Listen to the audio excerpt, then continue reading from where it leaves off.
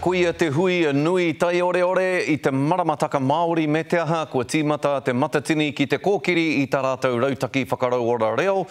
Kia nei e rātou ko te mitatini. Kei te kimi kai tūwa o rātou hei whakaawe awe, hei whakatena I te ono te kau mano ka tai atu ki te matatini, ki te kōrero I tō tātou reo Māori. Hanei rā te pūrongo a Hania Douglas. Me kite, me rongo, me kōrero te reo Māori. Koina te whainga o te rautaki reo Māori a te matatini. Ko te mitatini, te taitaro o te rautaki reo a te matatini.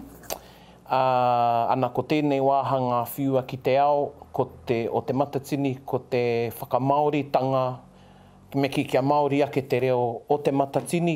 E ai kia Praone Gloin, pauwhakawhirina ki reo o te matatini, he mea whakaawe awe ia e ngā taiopenga nui o te ao, kia tū he taiopenga reo Māori.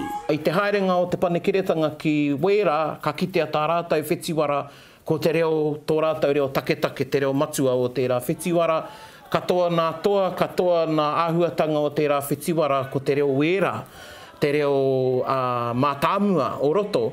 Nō reira, I whakakipakipa e rā iwi o tātou, te iwi Wera, kia whakatinana hia te tūmana konei.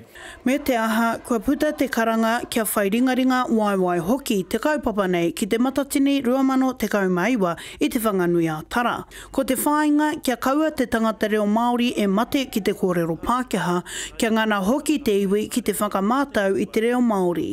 Pwene te taiopenga Māori nui rawa atu, kaua o Aotearoa, New Tirini, anake engari o te ao, engari e rere ana ko te reo Pākehā.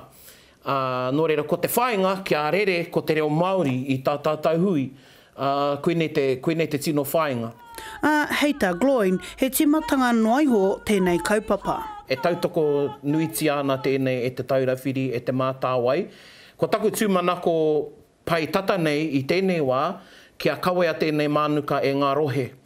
Nō reira, I te tau kāre te matatini e tuana nā whakataitai ārohe. Me whai ki au nei nā rohe I te tauira a te matatini. Te whakataitai āmotu, whakamaoritia nā whakataitai ārohe. Ko te paentawhiti, kia noho te reo Māori hei reo matua I tēnei kaupapa Māori. Hania Douglas, Te Karere.